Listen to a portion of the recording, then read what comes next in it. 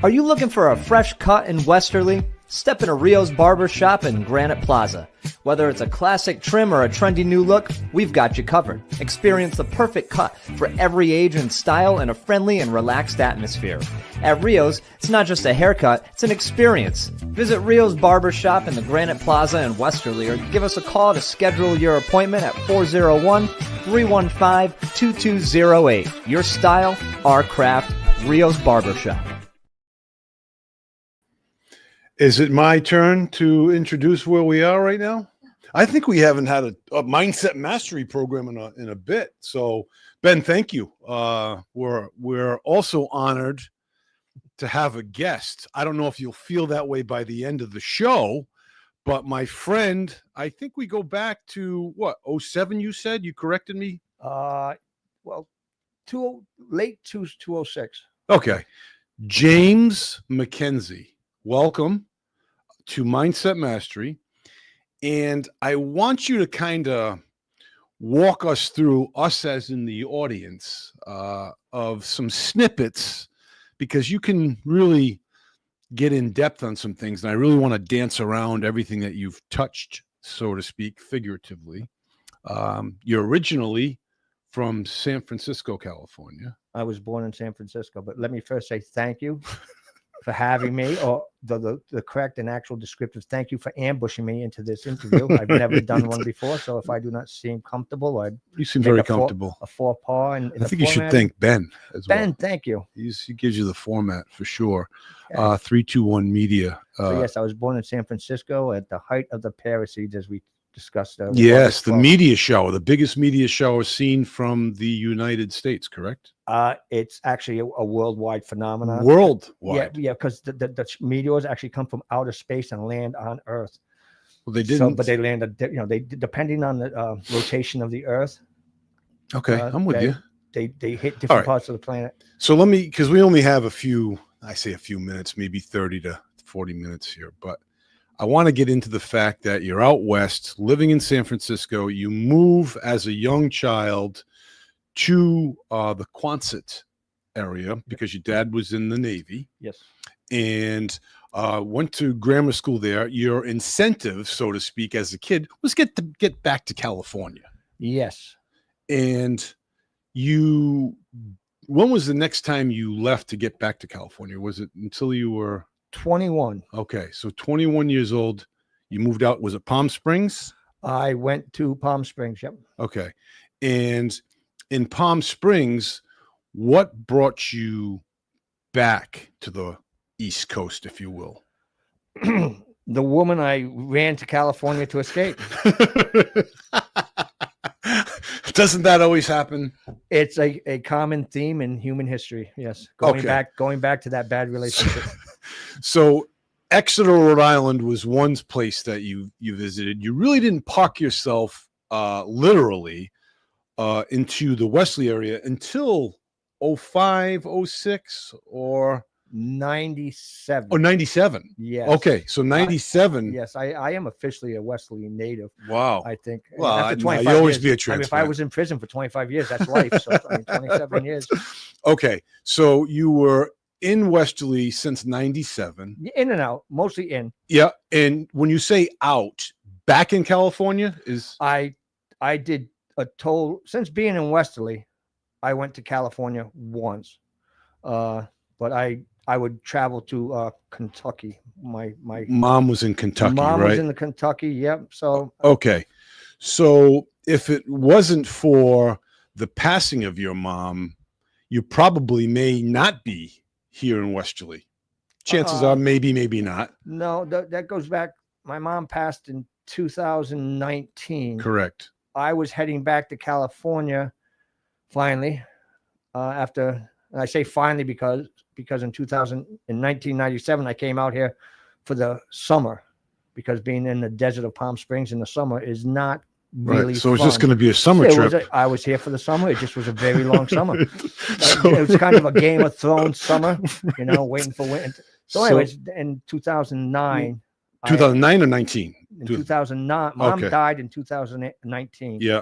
I was leaving for California in May of 2009. I had done everything I could.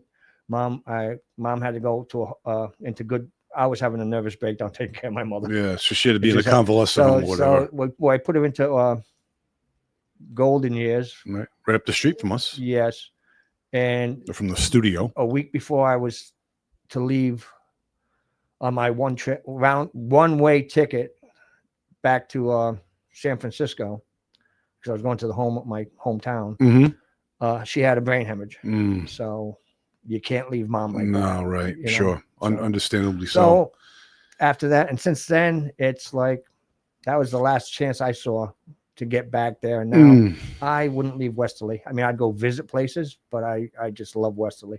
that's great. What are some things specifically? Because we do a show, Insights. community insights, Mm. and we talk a lot about people from the area, working in the area as in Stonington to Charlestown, so to speak.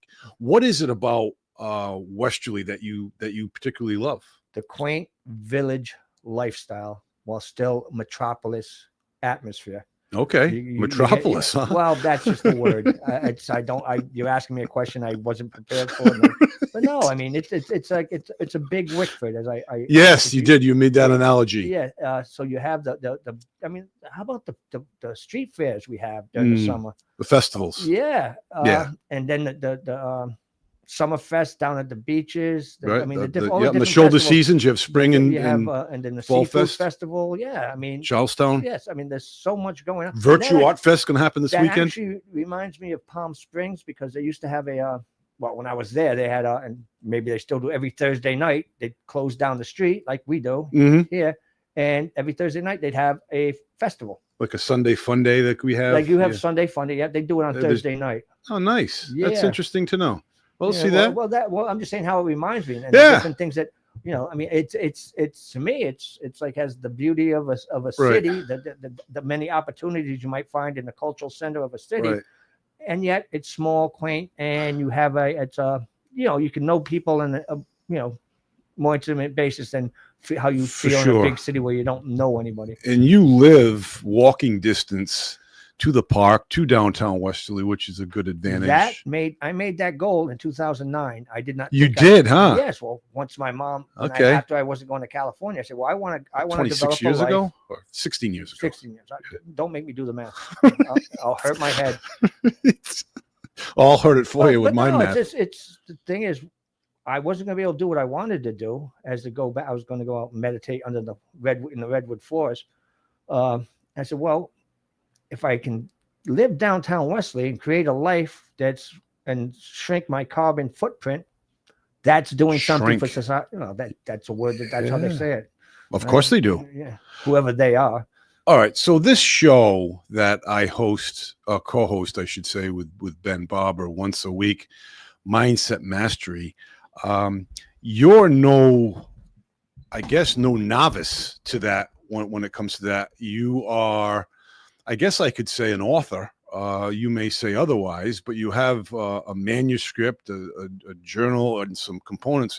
Can you kind of give us a little bit of a blurb on what that's all about? I write. I did it as part of therapy. That's personal therapy and it turned into something else. So it was used as therapeutic. Yes. Well, the thing I thought it was.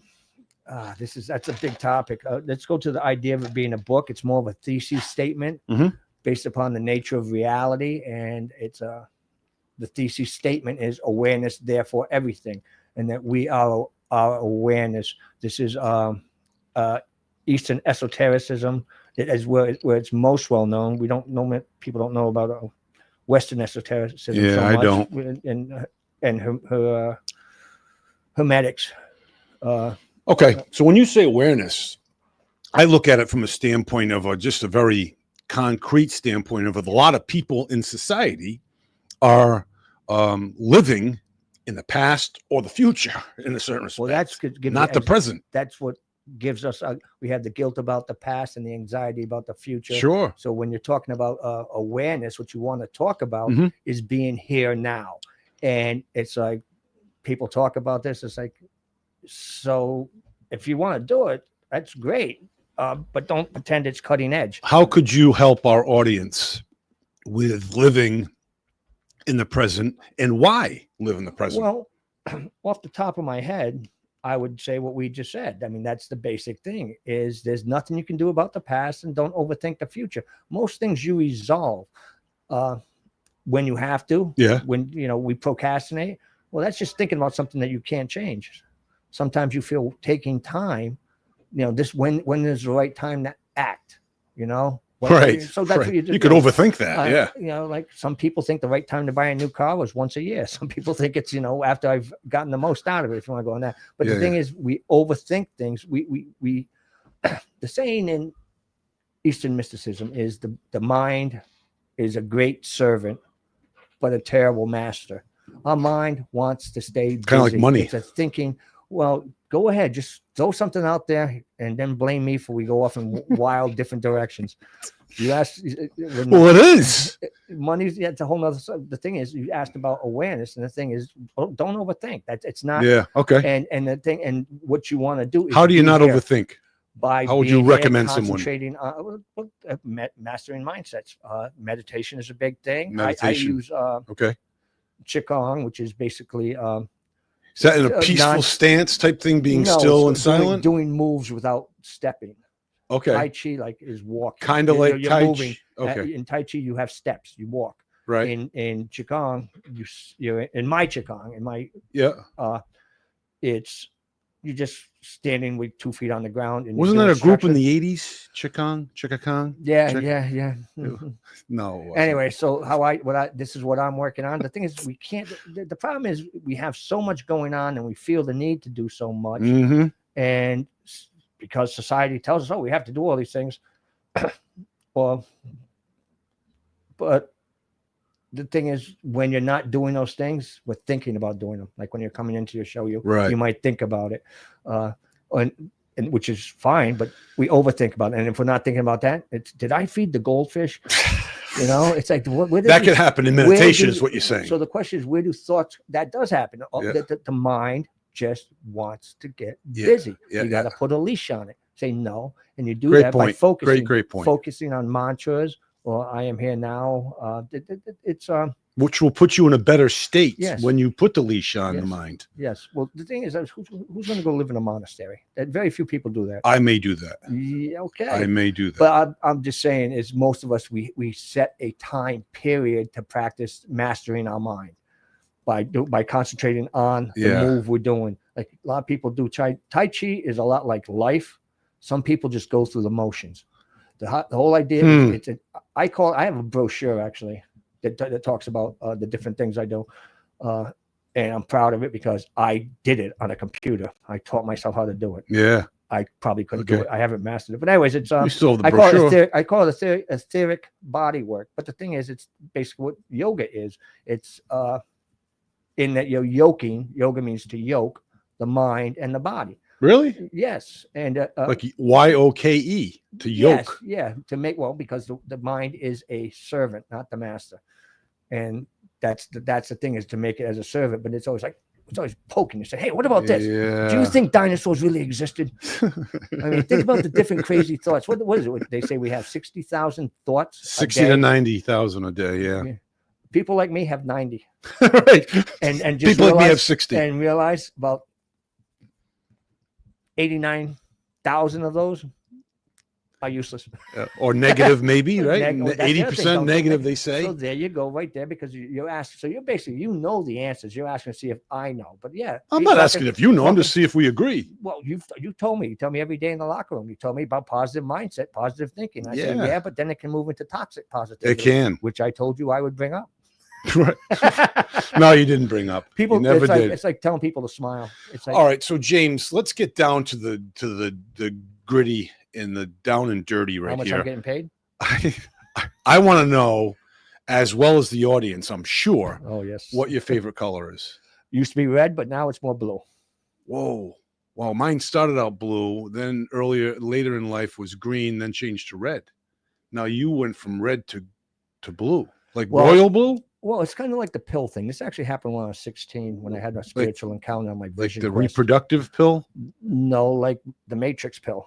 Okay, I don't know So- anything about that. Well, why did I take the red pill, or did he take the blue pill? I can't remember. Maybe he took the blue pill. I ended up taking. I think I took the red pill. Yeah, I don't never know. saw The Matrix. You never saw it. I never saw The Godfathers either. It's well. This Believe is it or the not. Matrix is widely recognized up until it was repackaged by the directors. So is there a 20 years reason ago. why blue is the favorite color? Red's an aggressive color? It's an aggressive So you color. got rid of it because it was aggressive? I think I got it. I'm just saying is as a kid, I think I picked it because I was just reading about this, the illusion of free choice. Schopenhauer talks about this. Is like actually our circumstances dictate our decisions as well as our past decisions. We have algorithms that run in our mind. That's how Facebook and all the advertising works. But I think it's because as a Leo, and I was very proud about being a Leo, Yeah. is it that The something lion. told me, well, the Leo's favorite color is red. At least in the thing I read as a kid. Okay. So I said, I like red. So is there a predisposed opinion of people that have red as their favorite color, such as myself, from you? I think that's one of those 89,000 thoughts that really ain't worth going into. It doesn't make sense at all. All right, how about a number? Do we have a favorite number? 22. Always have been, always will. That's Doug Flutie's number in college. Is that And then I right? think his Canadian football It's- number. Is there other reason why you like it? I liked it because I think Doug is your age. Well, you know what? Part of that goes to a guy who lives in town now. He's called Love 22, and 22 is the yeah, how do I know that? because he lives in Wesley. But I met him up in Providence. But 22 was always my number. Was my Oh, that was an older guy. He used to go down in summer in he the went all over country. winters in He was Florida, crazy. where the patriotic colors and stuff. He He had a dollar bill or something in his name. Yes. So we're straying away from why 20, what the number 22, but Yeah, I can okay. tell you this, we talked guy's about gotta this be 80. before about people using words and things as knowing the words is not knowing the meaning? subject, just like knowing the map isn't knowing the terrain. Okay. The map is not the terrain. Sure. Okay. But 22 was, I think it was my Leo friend who got me into being, oh, you're a Leo. He was Horoscopes? 22, so he actually wasn't a Leo because I don't think, and if he was, it's because I think it ends the 21st. It depends. But then there was always Yes. two. It describes itself. It's two twos. Just like one is one. And So you're June or July? Is it July? August 12th, the peak August of is- the Parasites. I took the first thing I said here. Wow. Peak of the Parasites. So are you a big astrological kind of guy? Well, the thing is, now here's the thing. Now, That's again, not. I study That's a yes or no mysticism. question. Yes, no, what? Could you say yes, no, maybe? I don't know. Could you repeat the question? Okay, you should run for office. Actually, I think you'd be perfect. I think most Right. intelligent people run from office.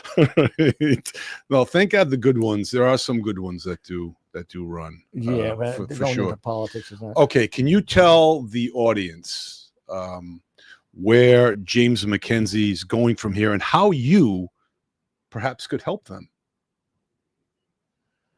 That's a loaded question, isn't it? Or well, a loaded I think statement. doing Qigong as a mind-body exercise. You wanted to learn Kempo. My Kempo How would it system, help them? Shaowei Kempo. Well, I think as a guy, knowing okay. self-defense is important, especially now as some of So us maybe feel as like a woman too. it's like somehow that society is kind of on the brink of we could have people storming the Capitol any day now. These things happen. I mean, the I thing don't is, so believe violence. that. There's violence. I'd never happened. Why? I'd never. But no, it's just to say why Kempo is just Okay, like, so have ask some that question. That's- security wise from an inner strength standpoint that would provide them it's a physical mind- safety. It's a mind body exercise, as my one of my Jimmy Leach's Bhagwan instructor Sure. said, is Wesley you guy. begin hard as in your training and you end soft, because when you're young you're doing power moves and it is defensive, and the ability to protect yourself. We are self-aware animals, and animals are status conscious, and part of the status is being able to defend yourself. Okay. More so intellectually, we say, or financially, but in your youth, that physical part is very much of who you are growing up. I Okay. mean, So the audience could benefit from some of your philosophies to help them in some inner strength, the mind body aspect. yes. And what are some other things that you would be able to enlighten them with or help them with? Well, again, like I say, I have a brochure on this. Yeah. And there's Wish we had the Part of- brochure. Could show it I did online. not know I was going to be a Hey, guest. Ambushed. You were Yeah, ambushed. I had a feeling. I was It's gonna like, bring- hey, James. I was going to we'll bring. be on a show. I didn't think of my brochure. I was thinking about my ontological framework. So you thought you were going to be on the couch as an audience member no. today. Anyways, you're trying to see. This is actually what I call verbal jujitsu, mental jujitsu. You try to off balance. In judo, the first thing you do is off balance, set your position, execute the technique. And in conversation, we do this. We'll take a person from general to specifics, because Right. we all want to be to even what's a win. This here, you want a win-win situation, but a lot of Yeah. when you're trying to establish status in society, it's about being the authority on something. And part of my thing is I took that I talk about is what I call Next Step. It's a wellness program, and part of it is going over your past trauma and recognizing it and seeing how you were part of it, which is a normal. Yeah. It's just I get Which can be sometimes- therapeutic is what you're no, saying. I do have what I call the Next Step program. I took a 40-hour course for peer recovery specialist. I was working as an intern downtown here in Merchant Square at the Hope Center, Okay. and I was then they had a management crisis. Like you'll notice, they're not in Merchant Square anymore. Mhm. They were run by parents. What is a parent? The parenthood thing. What's Planned Parenthood? Oh, Planned Parenthood. And Okay. it's more peer recovery specialist is more about drug abuse. I studied for mental illness because it's inherent in my family. I have it. Yeah, so I wanted that, and I was going to give I was originally set to give what's called run the Dharma recovery program, and it's about speaking about the Dharma or Taoism or which is actually how the essence and nature of reality.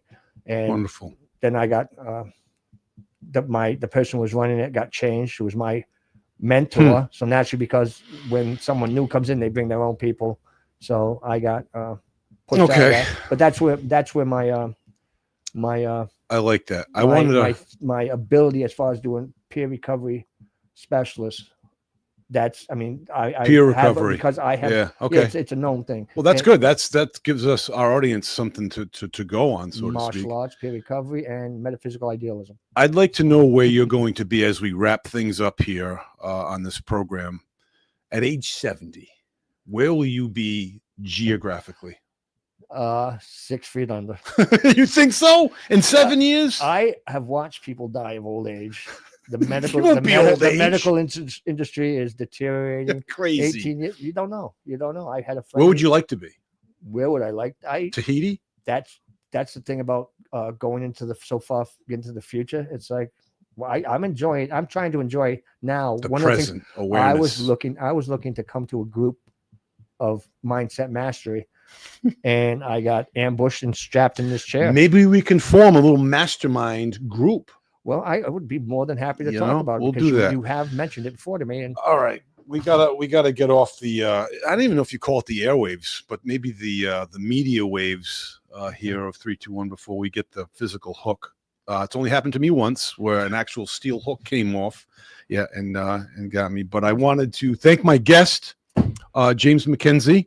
thank you for having me. I got to know you from my time at Conti Insurance and then at the YMCA, and who knows what the future will have in store with our mind setting and podcast and all that other stuff. So thank you, James. Thank you. Wonderful. All right, off to you, Ben.